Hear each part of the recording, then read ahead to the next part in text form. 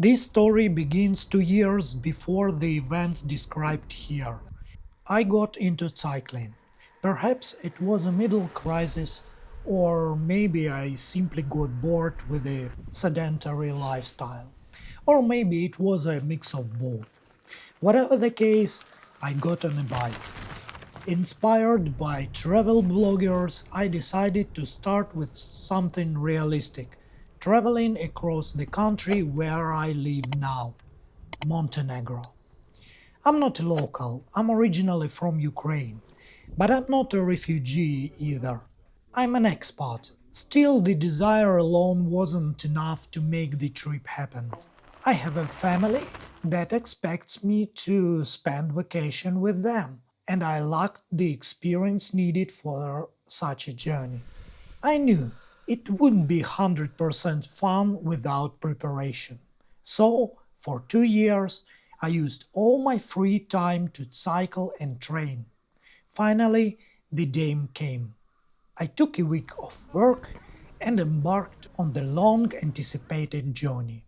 I prepared carefully, from beginning age appropriate medication to plotting detailed routes with backup scenarios. The plan seemed moderately challenging and engaging.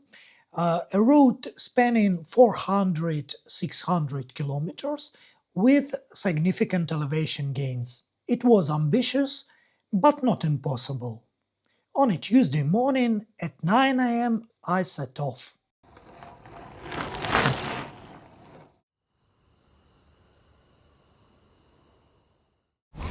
Hello, my dear community, my dear friends. So I'm heading to somewhere. Look at my bike.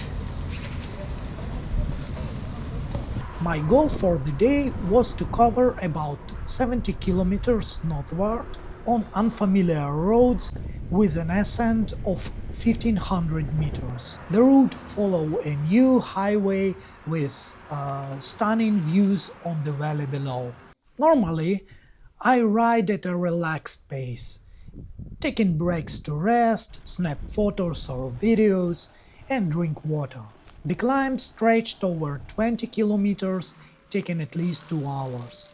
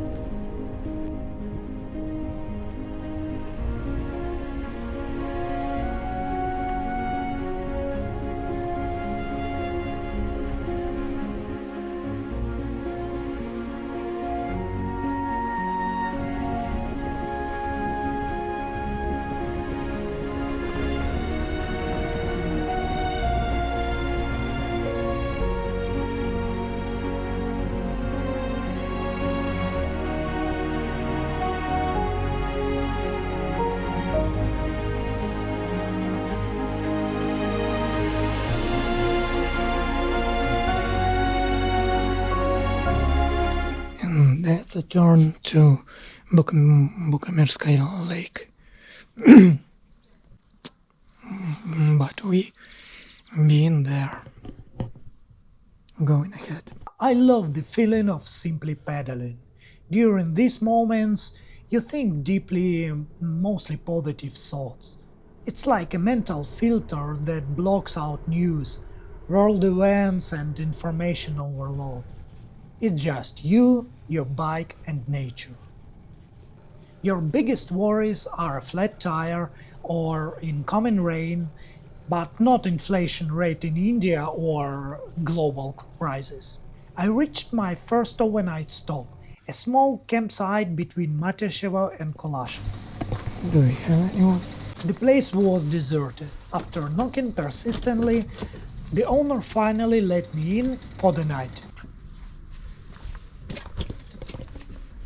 Hello, Hello. I'm with bicycle. Can I stay one night?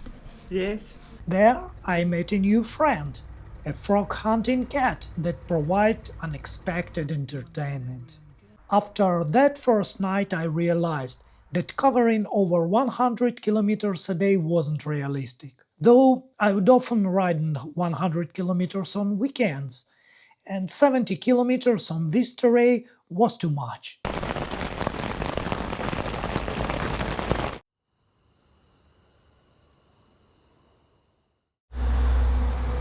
Good morning, my dear friends. So today number 2. I already drank coffee, so we can chat to each other. Without coffee, it's impossible. As usual in mountains, we have fog, mountain fog around us, and the time is 8 a.m. I think I can set off in 9 o'clock after the breakfast. So, bon appetit to me.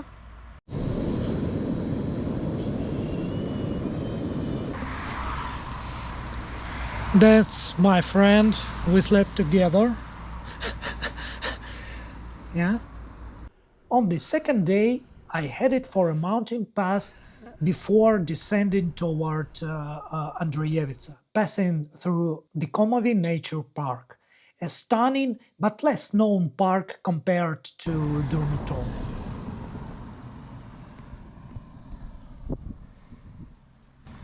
That's a Komovi Nature Park. And we are continuing climb.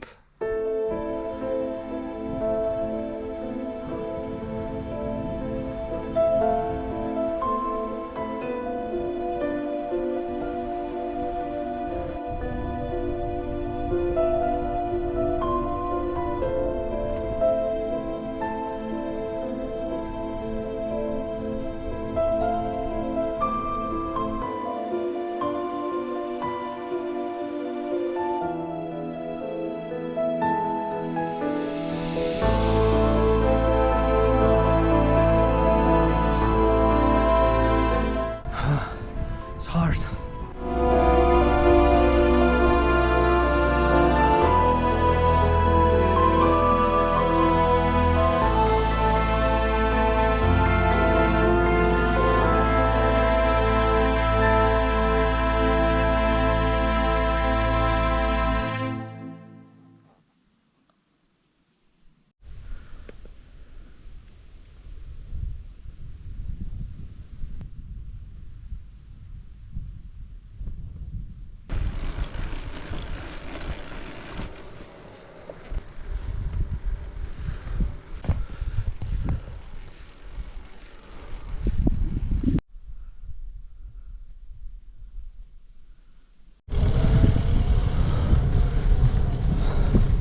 We come. That's the pass.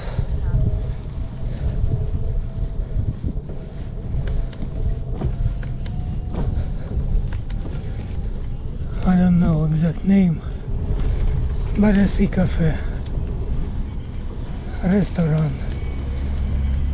So I made a short break for lunch. The external battery is on charging. That was at 32% for elevation 500 meters on the minimum mode, so the battery is discharged much faster. Montenegrin version of goulash.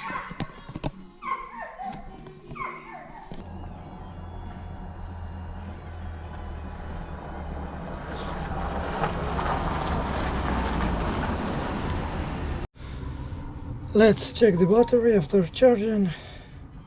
Oh, 50%. Super nice. Super nice. Go ahead.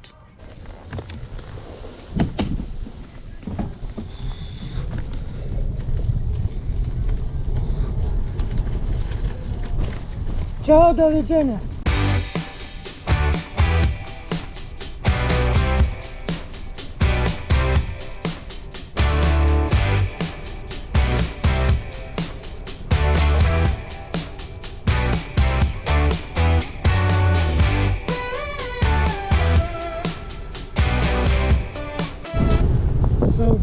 then left. I reached Andrejevica by noon and decided to push another 20 kilometers to Berane. In Berane, finding accommodation was tricky. No bike parking here, no vacancy there. I backtracked and found a €20 a night motel. The room was basic, but fine. The local attention was Amashin. A working woman offered her services. Politely declining, I opted for dinner at nearby fish farm instead.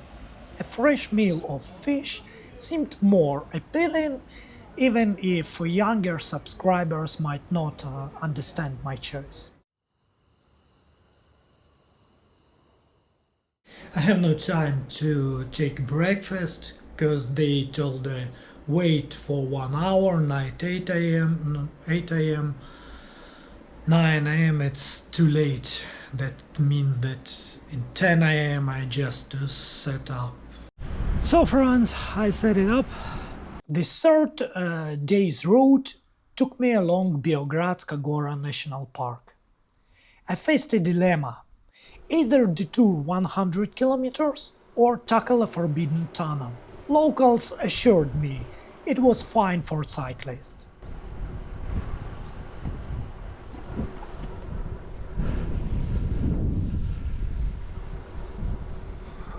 Taking my chances, I rode through the tunnel, risking a €50 fine. Fortunately, nothing happened. The views along this road were breathtaking, and despite steep climbs and high heart rates, my spirits remained high.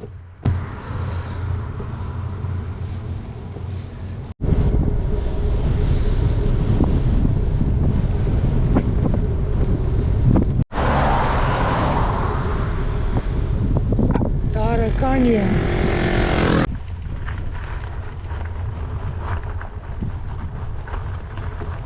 I ended the day near Mojkovac, stopping at the cottage-style lodge. Exhausted but happy, I ate a simple meal and charged my bike for the next day.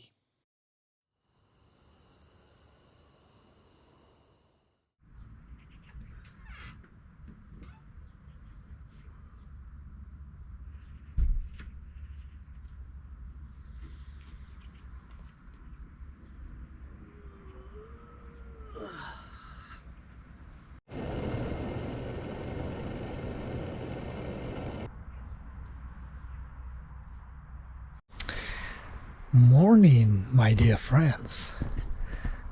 Look at the sun. That's beautiful. It's 7 a.m. So friends, I set it off and we are heading. I have a bit climb to get on the road. On the fourth day, I headed to Durmitor National Park, home to some of the most stunning scenery in Montenegro. My route took me through the Tara River Canyon, a breathtakingly deep gorge.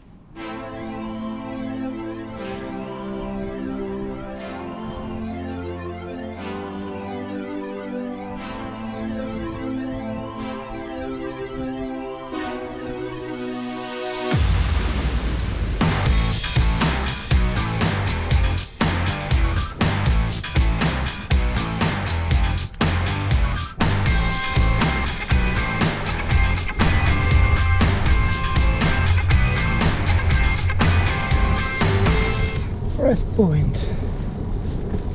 Okay, let's take a rest.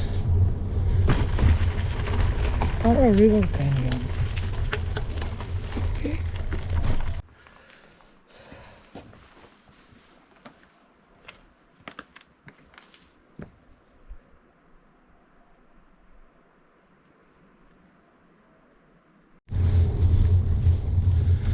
Welcome to National Park Durmitor.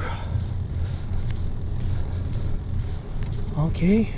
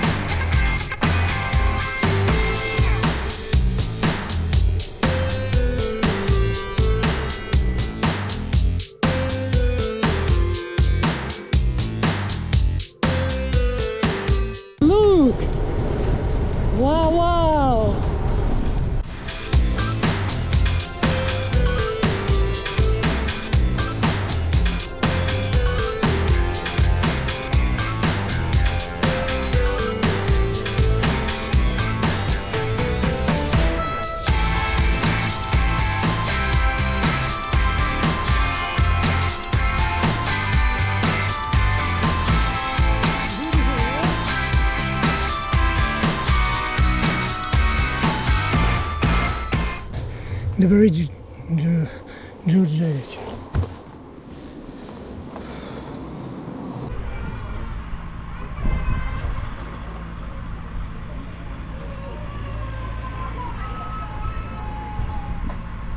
So I'm in cafe, the bridge behind me, the battery is recharged, everything's good, the bike is here. As I approached the Đurđević-Tara bridge, the climb began.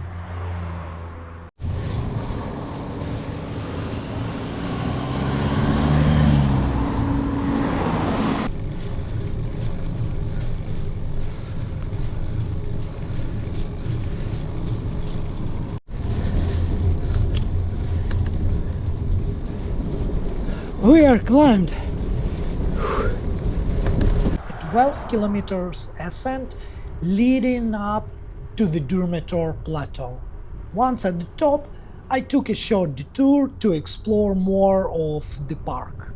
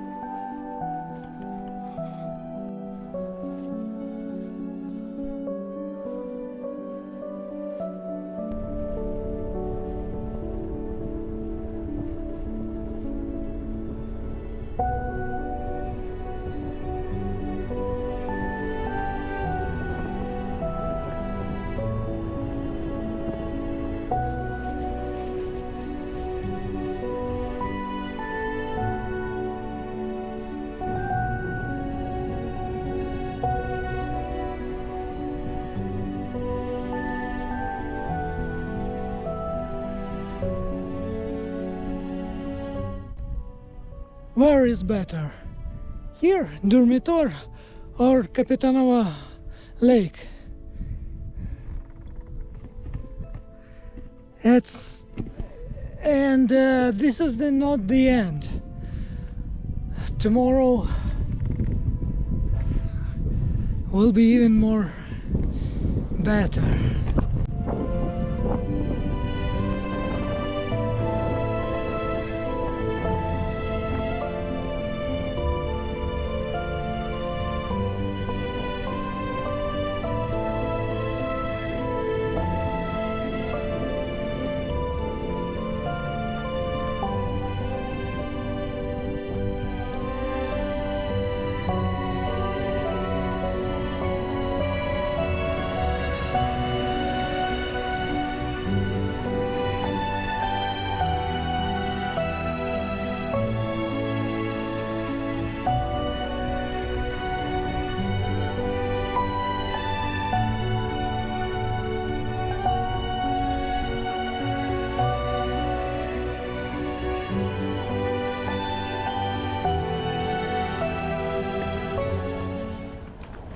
At night, I stayed at the campsite with a gorgeous view. Hi, I'm looking for accommodation.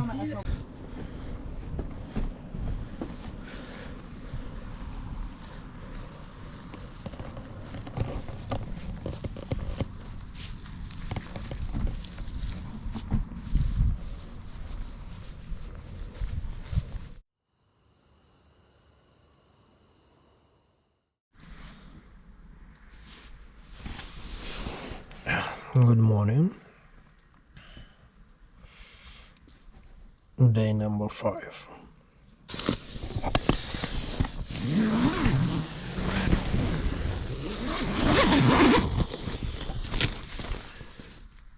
Trash bin. Here we are. So guys, I'm ready to go. Everything packed. I just checked out. I paid €6 for night for tent and for electricity.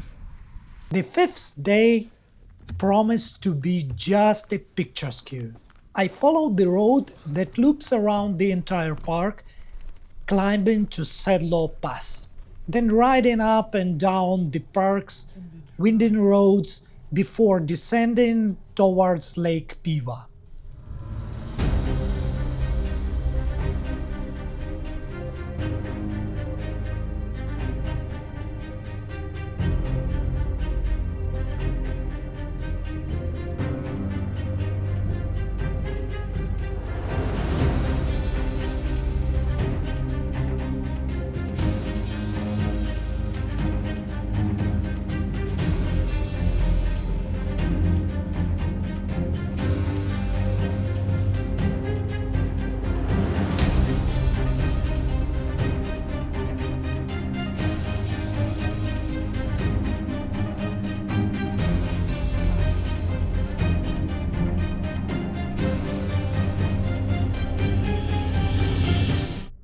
So, Saddle Pass. Guys, I reached maximum altitude of my journey, 1904 meters above sea level. It wouldn't be higher. It doesn't mean that I haven't uphills. It's enough for us, but that's the highest point.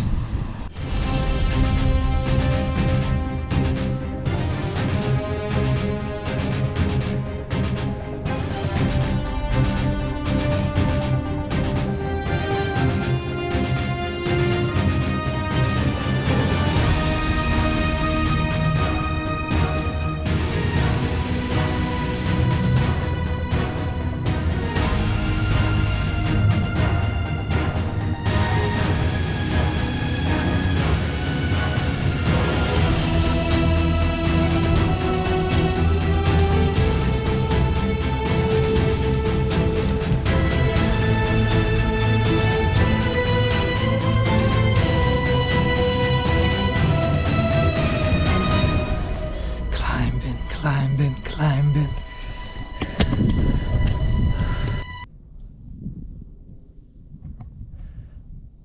After each pass we have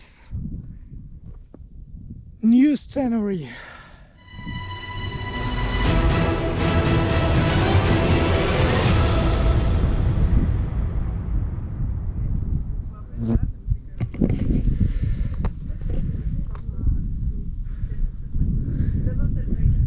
Really nice.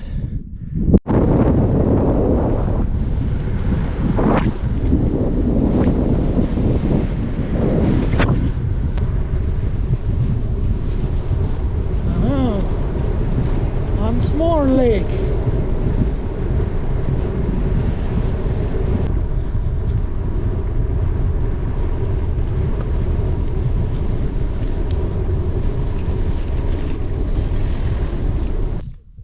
Seems like behind this road, nothing.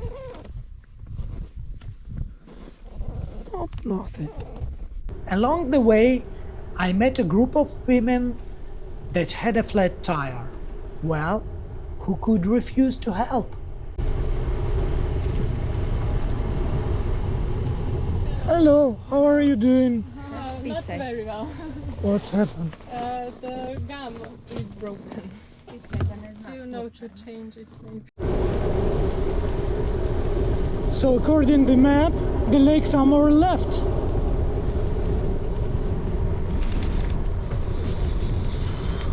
From there, I rode down to Lake Piva, passing through Pluzhine and continuing toward Nikšić.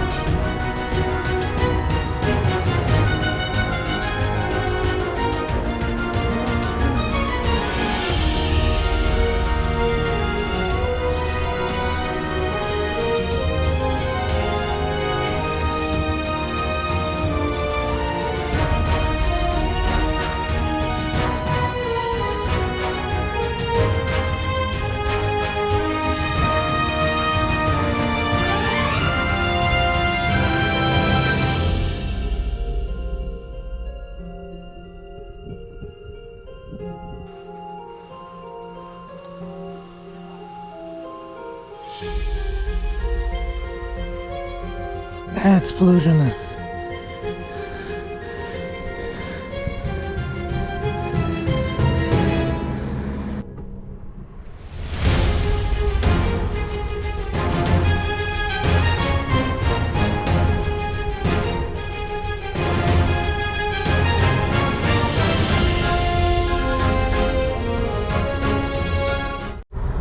I think Motel Zaboria. I think that's my choice.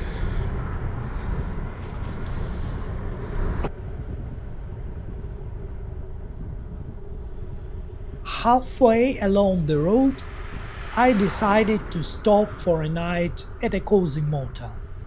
Over dinner, I met an elderly British man, a former cycling enthusiast. He shared stories about his journey from the UK to Morocco in the 90s. Conversations like these are what make cycling so special to me. So guys, I stay overnight in the motel. That's motel with a restaurant.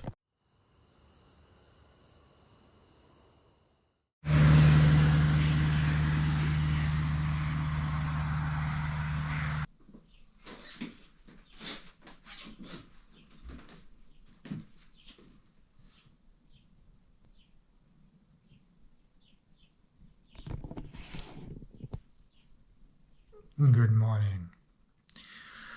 Day number 6. Day number 6, I think. That's my breakfast. Omelette and coffee Americano. So guys, I set it off.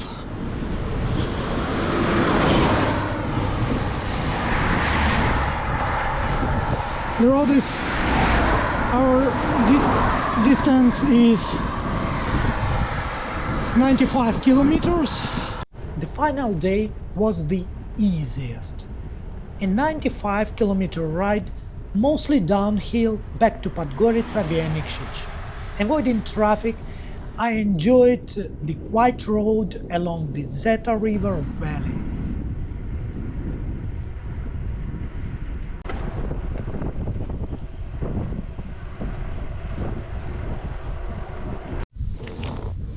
Doors closed. Road is closed. So let's try. Let's check it out.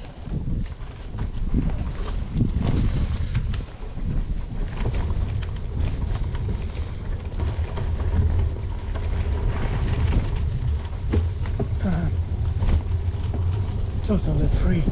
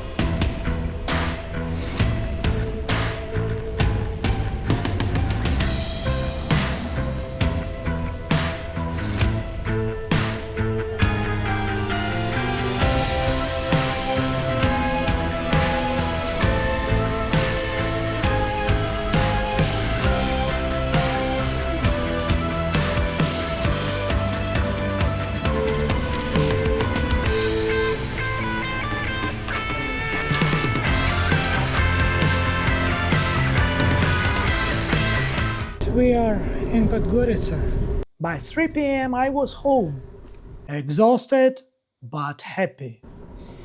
In 6 days, I cycled over 400 kilometers with more than 6,000 meters of elevation gain. No technical issues, just sore muscles and some chafing. Thank goodness for cream. This journey made me proud and gave me a new appreciation for Montenegrin's beauty.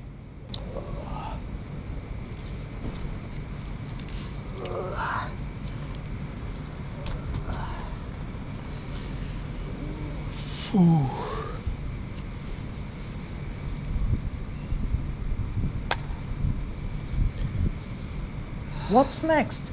Bosnia, Albania, or maybe Italy? Subscribe for more stories and adventures. See you in next videos. Bye.